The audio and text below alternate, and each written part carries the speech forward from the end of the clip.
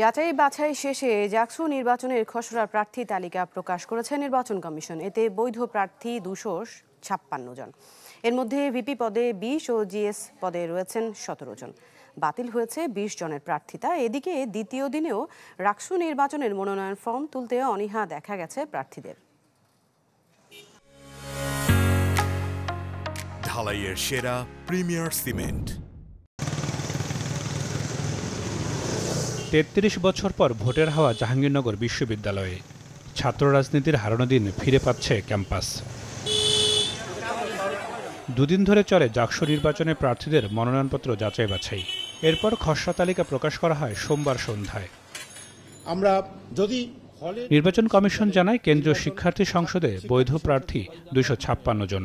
এর মধ্যে ভিপি পদে 20 এবং জিএস পদে রয়েছেন 17 জন। বাতিল হয়েছে 20 জনের প্রার্থিতা। আমরা জাকসু নির্বাচনের জন্য যে 276টি মনোনয়নপত্র আমরা পেয়েছিলাম, তার মধ্য থেকে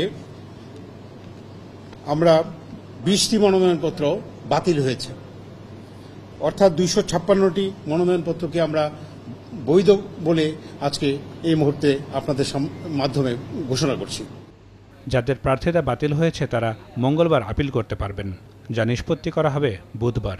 মঙ্গলবার সকাল 9টা থেকে দুপুর 12টা পর্যন্ত মনোনয়নপত্র বাতিলের বিরুদ্ধে ওনারা যেন আপিল করেন নির্বাচন কমিশন কার্যালয়ে।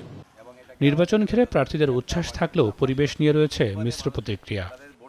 সবাইকে যেহেতু আমরা মোটামুটি এখানে চিনি আবাসিক বিশ্ববিদ্যালয় হওয়ার কারণে, তো নির্বাচনের পরিবেশ নিয়ে কোনো শঙ্কা আমাদের মাঝে এখনো দেখা যায়নি। প্রতিদ্বন্দ্বিতাও সুন্দরভাবে আমরা পাচ্ছি, অনেকগুলো পরিবেশটা সুন্দর।